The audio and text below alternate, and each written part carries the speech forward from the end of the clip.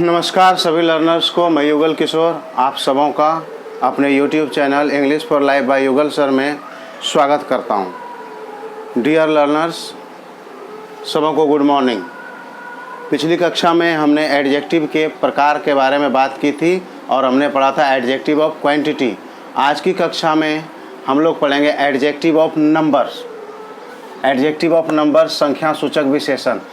आपको पता है हम आप लोगों का टाइम बचाने के लिए और वीडियो को शॉर्ट रखने के लिए बोर्ड पर पहले से काफ़ी कुछ लिख लेते हैं, तो हम अभी लिख ही रहे हैं। हो सकता है अभी 2-4-10 सेकेंड और समय लगे, हमें लिखने दे, फिर हम बात करेंगे।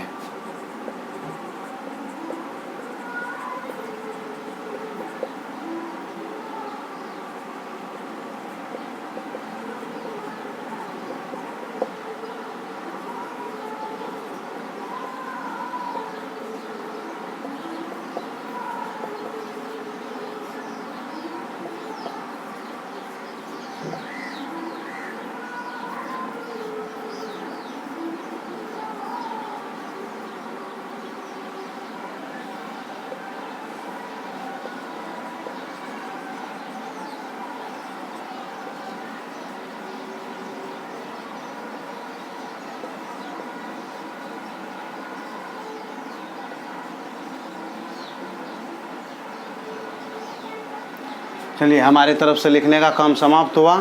आज की वीडियो एडजेक्टिव के चौथे प्रकार यानी एडजेक्टिव ऑफ नंबर पर है। हम लोग पढ़ेंगे, माफ़ कीजिएगा, तीसरा प्रकार हम आप लोगों को पढ़ा रहे हैं। नंबरिंग में उल्टा पलटी हो जाता है कभी कभी, बहुत सारे किताबों में ये चौथे नंबर पे है, कहीं 5वें नंबर पे होगा। हम आपको ये तीसरे नंबर के एडजेक्टिव का प्रकार पढ़ा रहे हैं और हमारा प्रकार है एडजेक्टिव ऑफ नंबर्स, संख्या सूचक विशेषण। इसकी परिभाषा यानी डिफिनेशन आप देखें तो it tells how many persons और थिंग्स आर मीन्ट। इस एडजेक्टिव के दौरान हम ये जानते हैं कि वहाँ कितनी चीज़ें या कितने लोग हैं। ऐसा विशेषण जिससे संख्या का पता चले, ऐसा विशेषण जो किसी व्यक्ति, वस्तु या स्थान की संख्या, गिनती का बोध कराए, संख्या का, वो हाउ मेनी कितने हैं इसका बोध कराए।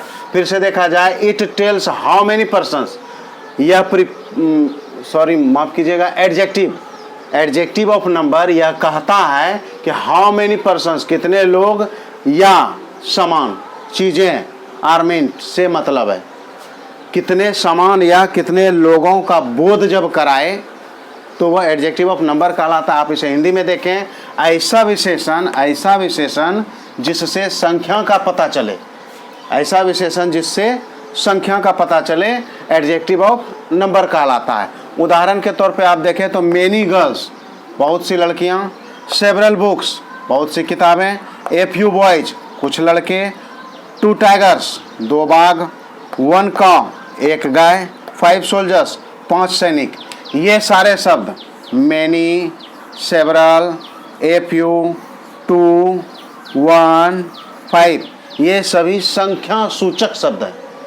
इससे हमें ये पता चलता है कि वहाँ कितने, लगभग गिनती में कितने लोग होंगे या हैं, ये सभी संख्या को दर्शाते हैं। अंग्रेजी में ये सारे शब्द बहुत, कुछ, 2, 1, 5, ये सारे शब्द हमें एडजेक्टिव्स ऑफ नंबर लगते हैं, एडजेक्टिव्स ऑफ नंबर हैं और ये सभी शब्द संख्या का बोध करा रहे हैं।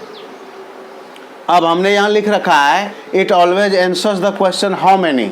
एडजेक्टिव ऑफ नंबर से हमेशा इस प्रश्न का उत्तर मिलता है। प्रश्न क्या होता है? How many. जैसे हम कहें वहाँ लड़के हैं, आप प्रश्न कर सकते हैं हाउ मेनी, कितने हैं, तब हम कहेंगे कि वहाँ कुछ लड़के हैं या वहाँ बहुत लड़के हैं। ऐसा बहुत कुछ, मेनी गर्ल्स, वहाँ लड़कियाँ हैं, कितनी हैं, हाउ मेनी, तो वहाँ बहुत सारी लड़कियाँ। क्वेश्चन ऐसे बनता है how many girls are there, तो we can answer there are many girls, there are several girls, there are a few girls, something like that. तो एडजेक्टिव्स ऑफ नंबर क्या है? आई होप कि आप ये अच्छी तरह समझ चुके होंगे कि एडजेक्टिव्स ऑफ नंबर यानी संख्या सूचक विशेषण, it tells how many persons और थिंग्स आर मीन्ट। ऐसा विशेषण का वह प्रकार जो संख्या, व्यक्ति, वस्तु के संख्या का बोध कराए, वह एडजेक्टिव्स ऑफ नंबर कहलाता है। उदाहरण के तौर पे मेनी गर्ल्स, बहुत सारी लड़कियां, मेनी, सेवरल, ए फ्यू, 2, 1, 5, ये सभी शब्द संख्या सूचक शब्द हैं और इससे हमें संख्या का पता चलता है। एडजेक्टिव ऑफ क्वांटिटी बताते वक्त हमने आपको बताया होगा कि adjective of quantity most of the time uncountable चीज़ों की बात करता है जिसकी गिनती संभव ना हो। ठीक उसके विपरीत, उल्टे, अपोजिट, एडजेक्टिव ऑफ नंबर हर उस चीज़ की बात करता है जो काउंटेबल है। जैसे लड़कियां गिनती होता है, किताबें गिनती होती है, लड़के गिना जा सकता है, बाघ गिना जा सकता है, गाय हम गिन सकते हैं, सैनिक इन्हें हम गिन सकते हैं। तो ये सभी काउंटेबल्स हैं। नाउन में भी हमने आपको बताया हुआ, नाउन में काउंटेबल नाउन्स होते हैं और अनकाउंटेबल नाउन्स होते हैं। यहाँ हम आपको बता रहे हैं एडजेक्टिव ऑफ नंबर और एडजेक्टिव ऑफ क्वांटिटी दोनों एक दूसरे के उलट होते हैं। एडजेक्टिव ऑफ नंबर संख्या का बोध कराता है और एडजेक्टिव ऑफ क्वांटिटी मात्रा का बोध कराता है। आई होप आप इसे अच्छी तरह समझ चुके होंगे। यह एडजेक्टिव ऑफ नंबर, एक बात और हम आपको कहना चाहें, हम हर जगह ADJ लिखते हैं, एडजेक्टिव का शॉर्ट फॉर्म लिखते हैं। ऐसा नहीं है कि स्पेलिंग लिखने में कहीं कोई दिक्कत है, अधिक जगह आपका टाइम लिया जाएगा, इसलिए आप इसे एक बार में ही समझें। चूँकि एडजेक्टिव का क्लास हमने लिया, उसके 6 प्रकार हैं, 6 अलग अलग कक्षाएं होंगी, तो कुछ सबको मिलाकर अगर देखा जाए तो वीडियो कुछ ज़्यादा ही लंबा हो जाएगा। अतः हमने एडजेक्टिव को शॉर्ट में लिखा है। आप इसका स्पेलिंग अच्छी तरह समझ लें, ADJECTIV, एडजेक्टिव हमने ये लिखना चाहा लेकिन हमने शॉर्ट में लिखा था। और यह एडजेक्टिव हमेशा किस प्रश्न का उत्तर देता है? हाउ मेनी का। अगर कहा जाए वहाँ लड़कियाँ हैं, हाउ मेनी, कितने, तब हम आंसर देंगे बहुत लड़कियां हैं, कुछ लड़कियां हैं, एक आध लड़कियां हैं, या 2 लड़कियां हैं, 3 लड़कियां हैं। तो एडजेक्टिव ऑफ नंबर हमेशा संख्या को इंडिकेट करता है, संख्या का बोध कराता है। आई होप आपने इसे अच्छी तरह समझ लिया होगा। आप चाहें तो इसे उतार सकते हैं, इसे नोट डाउन कर सकते हैं, या आप अपने फर्दर यूज के लिए इसका स्क्रीनशॉट लेकर रख सकते हैं। अब जैसा कि हम हर वीडियो में करते हैं कि वीडियो के अंत में 5 वोकैबुलरी वर्ड्स आपको लिखाए जाते हैं। पिछली कक्षा में एडजेक्टिव ऑफ क्वांटिटी पढ़ाते वक्त हमने शॉर्ट सेंटेंसेस जो हमारे घर में दैनिक यूज में आते हैं वो हमने आपको लिखाया था। आई होप आपने उसे ठीक कर लिया होगा या पढ़ के माइंड में बिठा लिया होगा। आज हम आपको 5 अलग से वोकैब वर्ड्स लिखाएंगे। अब हम बोर्ड को साफ करते हैं।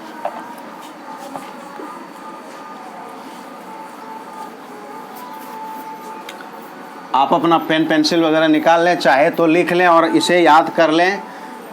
लर्नर्स, वोकैबुलरी का ज्ञान हम सबों के लिए आवश्यक है। आप ग्रामर के कितने भी कॉन्सेप्ट्स जान लें, ट्रांसलेशन पर कितनी भी अच्छी पकड़ हो, वोकैबुलरी पर आपकी पकड़ कमज़ोर है तो आप हर ट्रांसलेशन बनाते वक्त डिक्शनरी नहीं देख सकते।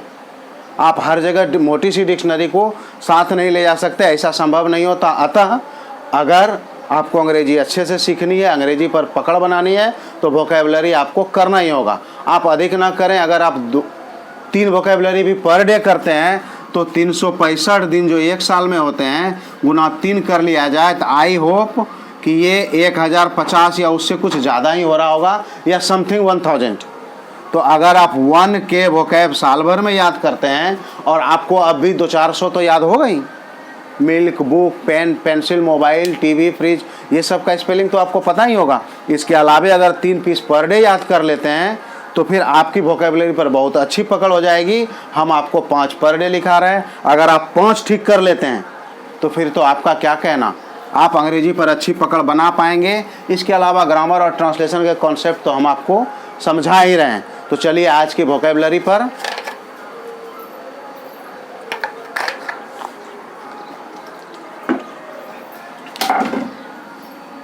पहला वर्ड है ब्लस्टर,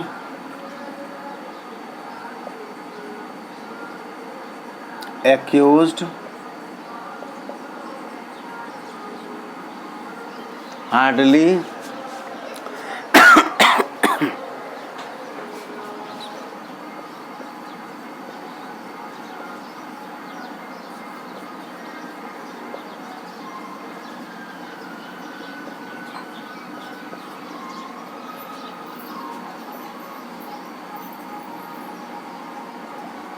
ब्लस्टर,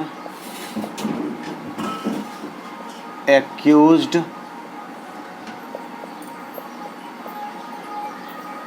हार्डली,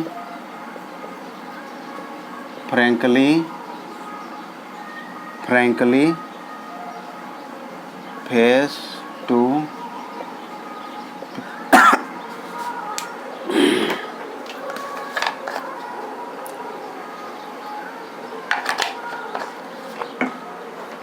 अब इसका हिंदी मीनिंग लिखते हैं। ब्लस्टर, धमकी देना, एक्यूज्ड, दोषी, हार्डली, मुश्किल या कठिनाई से, फ्रैंकली, खुलकर, फेस टू फेस, आमने सामने। दोषी का एक और अंग्रेजी होता है GUILTY, गिल्टी। दोषी का यह भी एक अंग्रेजी होता है और ज़्यादातर किताबों में आपको गिल्टी ही देखने मिलेगा। एक्यूज्ड शब्द का प्रयोग ज़्यादातर कोर्ट कचहरी वगैरह में हुआ करता है। ये आज के 5 कुल मिलाकर 6 वर्ड हैं, जिसे अगर आप ठीक कर लें तो आपकी वोकैब पावर बढ़ती चली जाएगी। हम आपको फिर से याद दिला दें, मेरे सारे वीडियोज़ में कम से कम 5 वर्ड हर रोज़ दिए गए हैं। आप उन सबों को अगर याद करते चलें, देखते चलें, पढ़ते चलें, माइंड में बिठाते चलें, ये आपके लिए बड़ा फ़ायदेमंद होगा। आज हमारी वीडियो यहीं पर आज हम अपनी वीडियो को समाप्त कर रहे हैं। आप सबों का धन्यवाद वीडियो में जुड़ने के लिए। अगर वीडियो आपके परिजनों के लिए, आपके मित्रों और रिश्तेदारों के लिए लाभकारी लगे तो इसे शेयर करें, अधिक से अधिक शेयर करें, सब्सक्राइब करें। Thank you.